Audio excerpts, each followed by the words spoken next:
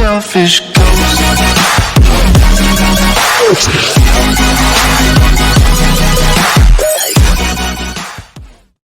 Assalamualaikum warahmatullahi wabarakatuh. Kali ini akan membahas perpindahan masal keagamaan pasca 1965 di pedesaan Jawa. Kali ini kita akan mengkaji fenomena perpindahan agama ke agama Kristen yang oleh masyarakat disebut baptisan massal pasca peristiwa 1965. Yang menarik, fenomena ini banyak terjadi di kalangan keluarga tahanan politik 1965 dan masyarakat Jawa yang kurang memiliki tradisi keagamaan yang kuat. Perpindahan agama ini penting dipelajari karena merupakan salah satu penggal cerita yang terjadi sesudah tragedi penangkapan dan pembunuhan massal pada kurun 1965 hingga 1967. Diduga ketika itu banyak orang kecewa terhadap kepercayaan tradisional mereka atau orang yang dianggap ateis karena menjadi anggota atau simpatisan Partai Komunis Indonesia. Menurut pengamatan Hefner, hal ini tidak mengejutkan karena Kristen dianggap jauh dari kekerasan dan pencipta perdamaian di masa itu. Sejumlah laporan penelitian menunjukkan bahwa Islam, terutama di Jawa Tengah dan Jawa Timur, merupakan agama yang dianggap sangat dekat dengan pelaku kekerasan di masa itu. Persepsi itu terbangun dari keterlibatan sejumlah ormas Islam seperti Pemuda Ansor, HMI, dan Muhammadiyah di beberapa daerah dalam menyikapi peristiwa 1965, dan itu dianggap sebagai representasi dari kelompok Islam secara keseluruhan. Persepsi itu juga terbangun dari beberapa pernyataan resmi organisasi Islam seperti fatwa Ketua Muhammadiyah yang diambil dalam rapat kilat pada 9 hingga 11 November 1965 di Jakarta tentang keterlibatan PKI dalam peristiwa 1965. Pandangan serupa juga tampak dari pernyataan Ahmad Syaiqo, Ketua dua pengurus besar Partai NU, yang menyatakan bahwa gerakan menyapu bersih kontra revolusi G30S bukanlah karena dorongan manusiawi, tapi kewajiban agama yang harus dilakukan untuk menjaga kehormatan bangsa, negara, dan agama. Pernyataan institusional dua organisasi massa Islam terbesar di Indonesia itu menciptakan kondisi seakan peristiwa 1965 menjadi pelatuk gelombang ketegangan antara kelompok-kelompok Muslim dan komunis di Jawa Tengah dan di Jawa Timur misalnya. Pembantaian telah tercampur dengan permusuhan antara kelompok-kelompok kultur religius yang dikenal sebagai abangan Muslim Jawa yang masih dipengaruhi oleh kepercayaan pra-Islam dan kelompok santri penganut Islam ortodoks dan lebih diakui sebagai Muslim. Kerasnya tindakan kelompok Islam terhadap orang komunis banyak didasari oleh keyakinan bahwa perjuangan melawan komunis adalah ibadah. Karena ada anggapan kuat bahwa orang komunis tidak bertuhan, anggapan itu semakin kuat, terlebih karena kelompok komunis sering melakukan agitasi terhadap kelompok beragama sebelum peristiwa 1965. Suasana di masa itu menampakkan bahwa kepentingan kelas, kebencian komunal, perbedaan ideologis yang dalam bercampur dengan semangat keagamaan, semua digerakkan dalam kekerasan anti-komunis. Terlepas dari konflik dengan PKI sebelum 1965, keterlibatan ormas Islam yang didukung oleh keputusan organisasi tertingginya secara resmi semakin membangun citra kuat bahwa kaum muslimin termasuk kelompok pelaku kekerasan di masa itu. Setidaknya, penilaian itu berkembang di sebagian kalangan masyarakat yang menjadi korban.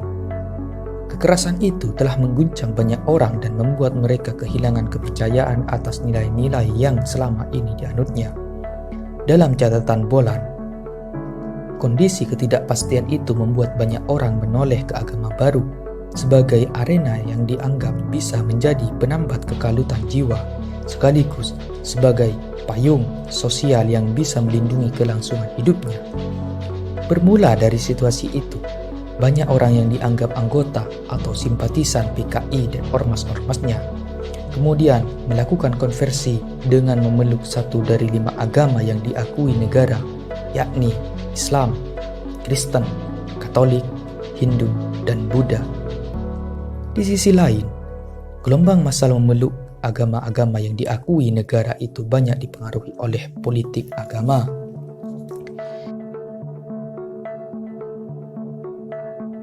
Di masa Orde Baru, politik agama itu mulai diterapkan pada 1966 melalui ketetapan MPRS nomor 27 1966 yang menyatakan bahwa setiap warga negara Indonesia harus memeluk salah satu dari 5 agama yang resmi diakui oleh negara dan pemerintahan Indonesia. Pada saat kebijakan perwajiban beragama itu dijalankan, pemerintahan memberi keleluasaan bagi pemuka 5 agama resmi untuk menyebarkan agamanya masing-masing kepada kalangan masyarakat yang kurang memiliki tradisi keagamaan yang kuat. Di beberapa daerah seperti Jawa Tengah, Gubernur melalui kantor Departemen Agama mengundang para pemimpin agama mengambil bagian dalam pilot proyek pembinaan mental agama atau P3A. Belakangan kata pilot dihilangkan sebagai menjadi P2A yang mempunyai 3 tujuan pokok. Yang pertama, meningkatkan peranan agama dalam kehidupan rakyat dan menempatkan sebagai pengaruh dari sila pertama Pancasila. Yang kedua, menciptakan sebuah mentalitas agama dan memproduksi suatu spiritualitas yang akan mengisi kehidupan rakyat baik dari segi fisik maupun mental. Yang ketiga, membangun kembali pondasi keagamaan yang telah dirusak oleh gerakan 30 September dan golongan ateis. Untuk mendukung program ini, para pemimpin kelima agama bersama dengan aparat pemerintah memberikan informasi setiap organisme agamanya masing-masing. Konsekuensi dari kegiatan itu adalah terjadinya gelombang perpindahan ke agama formal secara besar-besaran di Indonesia. Kebanyakan dari mereka adalah penganut kepercayaan tradisional yang tidak berafiliasi dengan agama formal. Seperti dicatat oleh Wycliffe sejak 1960-an dan masa-masa selanjutnya agama-agama formal mengalami peningkatan jemaat secara signifikan dari sebelumnya. Salah satu agama yang mengalami peningkatan sejumlah anggotanya paling mencolok adalah Kristen. Sementara Hindu dan Buddha juga berkembang walaupun jumlah pemeluknya tetap kecil. Angka statistik perpindahan ke agama Kristen secara persis memang sulit diperoleh, karena tidak ada catatan angka statistik penduduk Indonesia berdasarkan komposisi agama sebelum sensus penduduk 1971. Sensus pertama 1961 tidak memberikan informasi mengenai agama karena dianggap sensitif. Sedangkan sensus penduduk 1930 hanya dicatat agama dari bagian sangat kecil penduduk Indonesia. Sensus penduduk 1930 mencatat jumlah pemeluk agama Kristen hanya 2,8%, sedangkan 1971 sebanyak 7,4% dan 1980 bertambah menjadi 8,8%. Catatan perkembangan agama Kristen di beberapa daerah cukup bervariasi. Pada sensus penduduk 1971, yakni 14,9%, penduduk Yogyakarta memeluk Kristen, sebanyak 15,1 dan 18,8% penduduk Surakarta beragama Kristen menurut sensus penduduk 1971 dan 1980 di Magelang.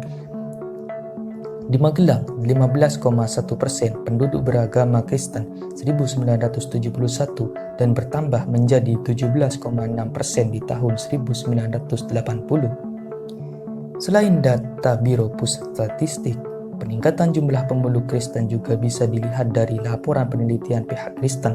Hasilnya penelitian Cooley misalnya menunjukkan bahwa dalam tahun 1953 hingga 1967, jumlah jamaah dari 35 denominasi gereja Protestan di Indonesia mengalami pertumbuhan sekitar 53%. Jika pada 1953 secara keseluruhan jumlah jemaah Kristen Protestan dari 35 demonisasi gereja di Indonesia itu berjumlah 2.551.840, maka 1967 meningkat menjadi 4.544.093. Jika dilihat secara lebih rinci, tingkat pertumbuhan jemaah di masing-masing demonisasi itu bervariasi antara 13 hingga 500%. Sementara itu, untuk pertambahan jumlah anggota gereja Katolik, antara lain, tampak dari angka statistik pada masa awal dari 10 tahun periode kepemimpinan Kardinal J. Kermojuwono di Keuskupan Semarang.